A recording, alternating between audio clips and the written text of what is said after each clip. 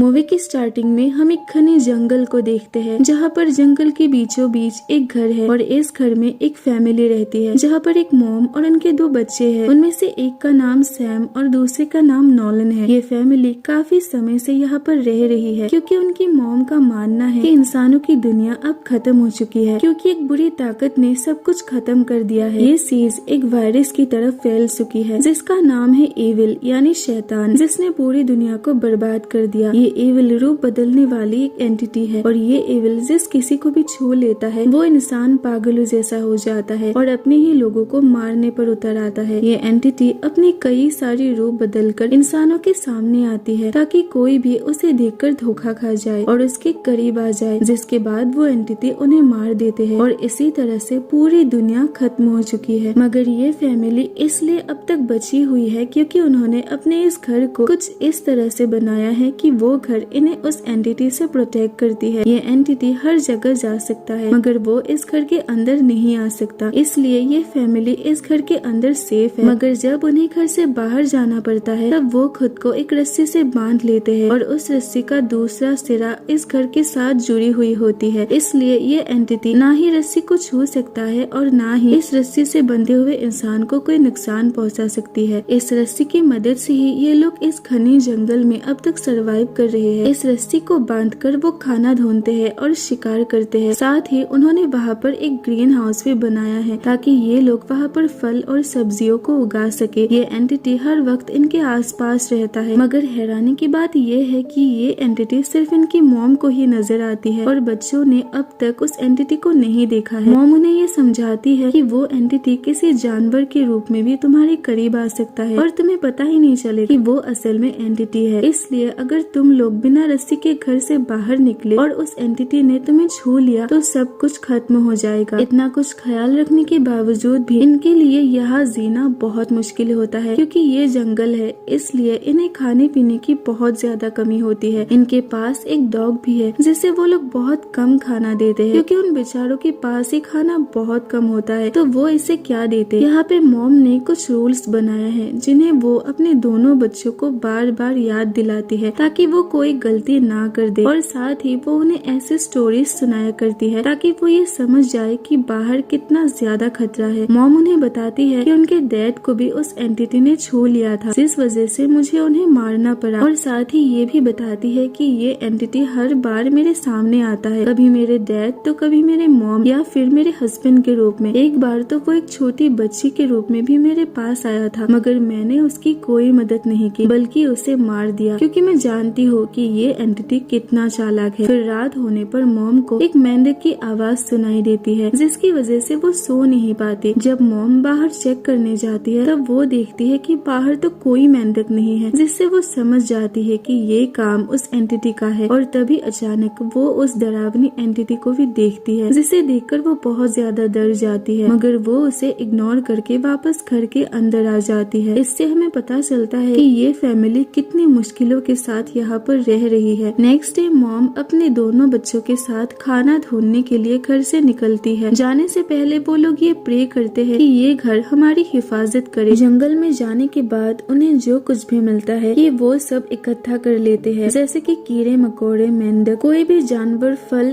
या कुछ भी हो जो भी खाने लायक है वो अपने पास रख लेते हैं। सर्दियों में उन्हें खाने के लिए बहुत मुश्किल होती है, इसलिए उन्हें वो चीज भी खानी पड़ती है जिसे वो खाना नहीं चाहते। इसके बाद हम ये नोटिस करते हैं कि सैम और नोलन भले ही भाई है, मगर उन दोनों के बीच बहुत ज्यादा फर्क है, क्योंकि सैम अपनी मॉम की बनाई हुई हर एक रूल को फॉलो करता है और उन पर यकीन भी करता है कि उसकी मॉम सच कह रही है, मगर नोलन को उन पर थोड़ा शक होता है, इसलिए वो कभी कभी अपनी मॉम के रूल्स को तोड़ देता है। नोलन ये जानना चाहता है कि आखिर में वो एंटिटी दिखता कैसा है और वो असल में है भी या नहीं, या फिर उसकी मॉम उन्हें सिर्फ ये सब स्टोरीज सुना रही है और बाहर की दुनिया क्या सच में खत्म हो गया है। ये सारे सवाल वो अपनी मॉम से भी कई बार पूछ चुका है, जिसके जवाब में उसकी मॉम कहती है कि असल में ये सब इविल की चाल है जो तुम्हारे दिमाग में इस तरह का ख्याल पैदा कर रहा है ताकि तुम लोग मुझ पर शक करो और घर से बाहर चले जाओ, जिसके बाद वो एंटिटी तुम्हारा शिकार कर ले, और इसीलिए तो वो तुम्हें नजर नहीं आता। इसके बाद नॉलन को खाना ढूंढते हुए एक पेड़ में बर्ड्स के एग्स नजर आती है, जिनमें से एक नीचे पड़ा होता है। नॉलन की रस्सी इतनी लंबी नहीं होती कि वो नीचे जाकर उस एग को उठा सके। अगर उसे एग को उठाना है तो रस्सी को खोलकर नीचे उतरना होगा। नॉलन ऐसा ही करने वाला था, मगर तभी सैम उसके पास आकर उसे कहता है कि अगर तुमने अपनी रस्सी खोल दी तो तुम्हें वो एविल आकर मार देगा। ये सुनकर नॉलन अपनी रस्सी नहीं खोलता, मगर जब सैम जाने लगता है तब वो उसके रस्सी पर पैर रख देता है, क्योंकि अब वो इन चीजों से बहुत तंग आ चुका है। इस वजह से सैम की रस्सी खुल जाती है और वो नीचे जाकर गिरता है, जिसके बाद वो पेड़ की जड़ों में फंसकर इंजर्ड हो जाता है। ये देखकर नॉलन फौरन सीटी बजाकर अपनी मॉम को हेल्प के लिए बुलाने लगता है और इधर हम देखते हैं कि सैम को वहाँ पर बहुत अजीब सा डर महसूस होने लगता है। उसके बाद उनकी मॉम सीटी की आवाज सुनकर उन्हें बचाने के लिए भागते हुए आने लगती है, मगर तभी एक जगह पर उनकी रस्सी खत्म हो जाती है, जिसकी वजह से वो वहाँ तक पहुँच नहीं पाती। इसलिए अब मॉम भी अपनी रस्सी खोल देती है और अपने दोनों बच्चों को लेकर वहाँ से ऊपर की तरफ आने लगती है। उसी वक्त हम उस एंटिटी को एक बहुत ही डरावनी बूढ़ी औरत के रूप में देखते हैं। वो उन तीनों के पास आने लगती है और उसी वक्त मॉम खुद को अपने दोनों बच्चों के साथ रस्सी से बांध लेती है। वो औरत सिर्फ मॉम को ही नजर आती है, बच्चों को वो नजर नहीं आती, मगर अपनी मॉम को इतना ज्यादा डरती हुई देखकर वो समझ जाते हैं कि वो एंटिटी उनके आसपास ही है। इसके बाद मॉम उन्हें लेकर घर आ जाती है। मॉम को उनके ऊपर बहुत ज्यादा गुस्सा आ रहा होता है, इसलिए वो एक चाकू दिखाकर उन्हें एक रूल याद करने को कहती है, क्योंकि वो ये चेक करना चाहती है कि कहीं उनके ऊपर एविल हावी तो नहीं हो गया, क्योंकि जो बच्चा रूल को याद नहीं कर पाएगा उस पर एविल का साया होगा। मगर जब वो दोनों रूल को याद करता है तब उन्हें यकीन हो जाता है कि उनके दोनों बच्चे बिल्कुल ठीक है। मगर तभी वो देखती है कि सैम का पैर काफी ज्यादा इंजर्ड हो चुका है। मॉम ने घर में एक बेसमेंट की जैसी जगह बनाई हुई है, जहाँ पर वो अपने बच्चों को बंद कर देती है, ताकि वो एविल के बारे में इमेजिन करे और डर महसूस करे कि वाकई में एविल है, क्योंकि ये डर ही उन्हें जिंदा रखेगी। इसके बाद जब मॉम घर के बाहर बैठी होती है तब वो एंटिटी हर वक्त उन्हें डराने और ट्रैप करने की कोशिश करता है और उनके हस्बैंड के रूप में आकर उनसे बात करने की कोशिश करता है, मगर मॉम उसे इग्नोर कर देती है। इस हादसे के बाद नॉलन का शक और ज्यादा बढ़ गया है कि इस जगह पर कुछ नहीं है। नॉलन इसका पता लगाने के लिए अपने भाई से पूछता है कि जब तुम्हारी रस्सी खुल गई थी क्या तब तुम्हें कुछ अजीब महसूस हुआ था या फिर कुछ अजीब दिखा था? तब सैम कहता है कि मुझे कुछ भी याद नहीं। तब नॉलन कहता है कि मुझे याद है, मैंने कुछ भी महसूस नहीं किया था और ना ही मैंने कोई एविल देखा था, इसलिए मुझे लगता है कि कोई एविल नहीं है। शायद ये सब हमारी मॉम की इमेजिनेशंस है, क्या पता बाहर की दुनिया अभी भी मौजूद है। सैम को नॉलन की किसी भी बात पर कोई इंटरेस्ट नहीं होता, क्योंकि उसे अपनी मॉम पर पूरा यकीन है। इसके बाद हम देखते हैं कि नॉलन को नींद में चलने की बीमारी है, इसलिए उसकी मॉम ने नॉलन के पैरों में घंटी बांध कर रखा है, ताकि जब वो बेड से उठकर चलने लगे तो इस बारे में मॉम को पता चल जाए, ताकि वो नींद में चलकर घर से बाहर ना निकल जाए। मॉम उन्हें बताती है कि मैं पहले शहर में रहा करती थी और तब मैं बिल्कुल अलग तरह की जिंदगी गुजार रही थी, लेकिन जब पूरी दुनिया खत्म हो गई तो मैं भी पूरी तरह से बदल गई और फिर मैं तुम दोनों को यहाँ लेकर आई और अब हम यहाँ पर जिंदा रहने की पूरी कोशिश करेंगे। मॉम ने अपने बैग पर सांप का एक टैटू भी बनाया हुआ है, जिस पर वो कहती है कि मैंने एविल को कई बार सांप के रूप में देखा था, इसलिए मैंने ये टैटू बनाया ताकि एविल मुझे पहचान ना सके। तब नॉलन अपनी मॉम से कहता है कि मॉम ऐसा भी तो हो सकता है कि बाकी लोग भी जिंदा बचे हुए हो, आखिर हमारे इस घर में क्या खास बात है? तब उसकी मॉम ये जवाब देती है कि तुम्हें तो इसके लिए शुक्रगुजार होना चाहिए कि ये घर हमें प्रोटेक्ट कर रही है, इसलिए इस बारे में ज्यादा मत सोचो। इसके बाद धीरे धीरे वक्त गुजरता है और उनके पास बचा हुआ खाना खत्म होने लगता है, जिसके कारण मॉम को मजबूरन दोनों बच्चों को पेड़ की पत्तियां और शाले खिलानी पड़ती है, जो उनसे खाई नहीं जाती, मगर मजबूरन उन्हें खाना पड़ता है। अगले दिन नॉलन एक सपना देखता है कि एविल उसे एक कुएं के अंदर खींच रहा है और जब उसकी आँख खुलती है तब उसे पता चलता है कि वो बिना रस्सी के घर से बाहर आ चुका है। नींद में चलते हुए वो यहाँ तक आ गया और उसे पता ही नहीं चला। तभी उसकी मॉम बाहर आकर उसे जल्दी से अंदर लेकर जाती है और फिर उसे चेक करती है कि कहीं उसे एविल ने तो नहीं पकड़ा, और इसके बाद वो उसे बेसमेंट के अंदर बंद कर देती है ताकि उसे डर का एहसास हो और साथ ही उसकी सोल प्योर हो जाए, जैसा कि मॉम सोचती है। मगर इस बार नॉलन को पक्का यकीन हो जाता है कि असल में कोई एविल है ही नहीं, क्योंकि अगर वो होता तो अब तक तो वो मुझे मार ही डालता। इसके बाद नॉलन सैम से कहता है कि हमें यहाँ से बाहर निकलना होगा, होगा, क्योंकि मुझे लगता है कि दुनिया अभी भी खत्म नहीं हुआ है और बाहर कोई खतरा नहीं है। हमारी मॉम पागल हो गई है, इसलिए वो यहाँ से नहीं निकलेंगी और अगर हम यहाँ से नहीं निकले तो भूख प्यास से यहीं पर मर जाएंगे। तब सैम पूछता है कि हमारे जाने के बाद मॉम का क्या होगा, हम उन्हें ऐसे छोड़कर नहीं जा सकते। उन दोनों की ये सारी बातें मॉम सुन लेती है, जिसे सुनकर उन्हें बहुत दुख होता है। नेक्स्ट डे मॉम अपने बच्चों को एक कैमरा और कुछ पुरानी फोटोज दिखाती है और साथ ही अपने दोनों बच्चों की एक फोटो निकालती है, क्योंकि उन्हें लगता है कि कहीं मेरे बच्चे मुझे छोड़ के ना चले जाए। उसके बाद मॉम कहती है कि मुझे ये कहते हुए काफी दुख हो रहा है कि हमारे पास खाने के लिए कुछ भी नहीं है, इसलिए अब हमें डॉग को ही मारकर खाना होगा। उसे खाकर हम काफी दिनों तक अपना गुजारा कर सकते हैं। ये बात सुनकर नॉलन को बहुत गुस्सा आता है और साथ ही वो बहुत दुखी भी होता है, क्योंकि वो उस डॉग से बहुत प्यार करता है। इसके बाद नॉलन अपनी मॉम से बहस करने लगता है। तब उसकी मॉम कहती है कि जरूर तुम पर उस एविल का असर हो गया है, इसलिए तुम मेरे साथ इस तरह से बहस कर रहे हो। वो एविल ऐसा इसलिए कर रहा है ताकि वो हम तीनों को खत्म कर सके। इसके बाद ना चाहते हुए भी मॉम उस डॉग को मारने के लिए आगे बढ़ती है, मगर इससे पहले कि वो डॉग को मारती वहाँ पर नॉलन पहुँच जाता है और उसके हाथ में चाकू होता है। नॉलन कहता है कि यहाँ पर कोई एविल नहीं है, आप मेरी बात मान लीजिए। ये कहकर वो अपनी मॉम की रस्सी को काट देता है और उन्हें ग्रीन हाउस में बंद कर देता है, ताकि वो उन्हें ये एहसास दिला सके कि यहाँ पर कोई एविल नहीं है, वो बेवजह ही डर रही है। मगर तभी वहाँ पर वो डरावनी औरत मॉम के करीब आने लगती है। मॉम उसके हाथों मरना नहीं चाहती है, इसलिए वो खुद ही ग्लास का एक टुकड़ा लेकर अपना गला काट देती है, जिसके बाद मॉम की मौत हो जाती है। इधर सैम ये सब देख रहा होता है कि नॉलन ने मॉम को ग्रीन हाउस में बंद कर दिया है, इसलिए वो नॉलन को वहाँ से हटाकर अंदर जाता है और अंदर जाकर जब वो अपनी मॉम की डेड बॉडी को देखता है तो वो पूरी तरह से टूट जाता है और बहुत रोने लगता है। ये देखकर नॉलन को बहुत बुरा लगता है और उसे इसके लिए पछतावा होने लगता है। उसे अब ये एहसास हो जाता है कि मैंने मॉम की बात ना मानकर बहुत बड़ी गलती कर दी है। इसके बाद नॉलन भी सच्चे दिल से ये मानने लगता है कि वाकई में एविल एग्जिस्ट करता है और फिर वो खुद को रस्सी से बांध लेता है। रात होने पर सैम की तबीयत खराब होने लगती है, क्योंकि उसे ठीक से ट्रीटमेंट नहीं मिल रहा है और साथ ही अब हालात और भी ज्यादा मुश्किल है, क्योंकि उनकी मॉम तो अब इस दुनिया में नहीं है, इसलिए अब उन्हें ही कैसे भी करके खुद को जिंदा रखना होगा। इसके बाद वो दोनों भाई अपने मॉम के रूल्स को फॉलो करते हुए जिंदगी गुजारने लगती है, मगर धीरे धीरे उनके लिए ये सब बहुत ज्यादा मुश्किल होती जा रही है। उन्हें खाने की बहुत कमी होने लगती है। फिर एक दिन जब नॉलन जंगल में खाना ढूंढने जाता है, तब वो अचानक रोड पर पहुंच जाता है, जहाँ खड़े होकर वो जोर जोर से हेल्प के लिए चिल्लाने लगता है, मगर उसे वहाँ पर कोई नजर नहीं आता। मगर जब वो घर वापस आ रहा होता है, तभी उसके पीछे एक आदमी वहाँ पर पहुँच जाता है। वो आदमी उससे कहता है कि मैंने तुम्हारी आवाज सुनी थी, इसलिए मैं यहाँ पर आया हूँ। मैं तुम्हारी क्या मदद कर सकता हूँ? मैं एक हाइकर हूँ, मैं अपनी बेटी के साथ यहाँ से गुजर रहा था, तब मैंने तुम्हारी आवाज सुनी। तब नॉलन ये समझने लगता है कि ये वो एविल है जो इंसान का रूप लेकर मेरे पीछे आया है। वो आदमी उनकी हेल्प करना चाहता है, मगर बच्चों को उसकी बातों पर यकीन ही नहीं होता। इसके बाद सैम अपनी मॉम का क्रॉसबो लेकर घर से बाहर आ जाता है और उस आदमी की तरफ उसे पॉइंट कर देता है। भले ही उसकी तबीयत खराब है, मगर उसे अपनी मॉम की मौत की वजह से एविल के ऊपर बहुत गुस्सा आ रहा है। वो आदमी उन्हें शांत होने के लिए कहकर उन्हें समझाने की काफी कोशिश करता है कि मैंने तुम्हारी मॉम को नहीं मारा है और जिस एविल का तुम नाम ले रहे हो उसके बारे में मैं कुछ भी नहीं जानता और ना ही मैंने तुम्हारी मॉम को देखा है। मैं तुम लोगों को कोई नुकसान पहुंचाने नहीं आया हूँ। अच्छा, मैं चला जाता हूँ यहाँ से। ये सुनकर नॉलन सैम से कहता है कि भाई, क्या पता ये आदमी सच कह रहा हो, ये शायद इंसान ही है, इसलिए तुम इसे मत मारो। मगर सैम पर तो जैसे एविल को मारने का जुनून सवार था, इसलिए जैसे ही वो आदमी जाने के लिए पीछे मुड़ता है, तब सैम उस पर क्रॉसबो चला देता है। वो एरो सीधे उसकी कमर पर लग जाती है, जिससे वो आदमी बहुत इंजर्ड हो जाता है। वो उसी हालत में जंगल की तरफ चला जाता है। नॉलन उसके पीछे जाता है, जहाँ वो देखता है कि वो आदमी अपनी आखिरी सांसें ले रहा है, मगर उसी हालत में वो एक इमरजेंसी कॉल कर देता है। फिर नॉलन उस आदमी का बैग चुराकर भाग जाता है। बैग को खोलने पर उन्हें उसमें खाना, कुछ जरूरी सामान और कुछ फोटोज मिलती है, जिसे देखकर उन्हें ये पता चल जाता है कि वो आदमी असल में इंसान ही था। अब जब वो दोनों काफी दिनों से भूखे हैं, इसलिए दोनों पेट भर के वो खाना खाते हैं। फिर रात होने के बाद सैम को बाहर से एक आवाज सुनाई देती है। जब सैम चेक करने बाहर आता है, तब वो बाहर एक छोटी सी लड़की को देखता है, जो उससे कहती है कि मैं मेरे डैड को ढूंढने यहाँ आई हूँ। उन्होंने मुझे गाड़ी दुबई में ही रुकने के लिए कहा था, मगर अब रात हो गई है और वो अब तक लौट कर नहीं आए। ये बात सुनकर सैम शॉक हो जाता है और उसे बहुत अफसोस होता है कि मैंने एक असली इंसान को मार डाला जिसकी एक बेटी है। तब सैम उसे सच्चाई बताते हुए कहता है कि दरअसल मुझे लगा कि वो इंसान नहीं बल्कि एक ईविल है, इसलिए गलती से मैंने उन्हें मार दिया। ये सुनकर वो लड़की बहुत डर जाती है और वहाँ से भागने लगती है। तब सैम भी उसके पीछे जाता है, मगर उसका डर उस पर हावी होने लगता है। उसे अपने चारों तरफ एविल्स दिखाई देने लगते हैं और तभी उसे पता चलता है कि वो लड़की असल में इंसान नहीं एविल है। फिर सीन शिफ्ट होकर हम नॉलन को देखते हैं जो सैम को ढूंढते हुए जंगल में जाता है और तभी उसे ये एहसास होता है कि एविल ने उसके भाई को अपने कंट्रोल में कर लिया है। जब नॉलन घर वापस आता है तब उसे घर में सैम दिखाई देता है, मगर अब वो बहुत बदला हुआ दिख रहा है। सैम अपने ही भाई को मारने की कोशिश करता है, जिसके बाद वो पूरे घर में आग लगा देता है। सैम नॉलन को घर के अंदर बंद कर देता है जहाँ नॉलन को अपनी मॉम नजर आती है, जिसके बाद वो बेसमेंट में जाकर छुप जाता है और तभी उसे सच्चाई का पता चलता है। आग की वजह से वहाँ पर रेस्क्यू टीम पहुँच जाते हैं और उन दोनों को वहाँ से निकाल लेते हैं। तभी नॉलन देखता है कि दुनिया खत्म नहीं हुआ है। उनकी मॉम ने जो कुछ कहा था वो सब झूठ था, बल्कि उन्हें तो कैद में रखा गया था। दुनिया तो अभी भी वैसे का वैसा ही है। उसके बाद हम जंगल में पड़े सैम का कैमरा और एक फोटो देखते हैं। ये फोटो उसने तब खींची थी जब उसने घर में आग लगाई थी। उस फोटो में हम देखते हैं कि सैम के कंधे पर एविल का हाथ है। इससे हमें पता चलता है कि असल में एविल एग्जिस्ट करता है, मगर सिर्फ उनकी फैमिली में। बाकी दुनिया बिल्कुल नॉर्मल है और इसी वजह से उनकी मॉम ने उन्हें जंगल में रखा ताकि दुनिया एविल से दूर रहे और वो खुद भी सेफ रहे। मगर आखिर में एविल ने सैम को टच कर लिया है, जिसका मतलब है कि मॉम की सारी कोशिशें नाकाम हो गई है और अब शायद उनकी मॉम की ये बात भी सच हो जाएगी कि एविल ने पूरी दुनिया को खत्म कर दिया। और यही पर मूवी एंड होती है। Thanks for watching.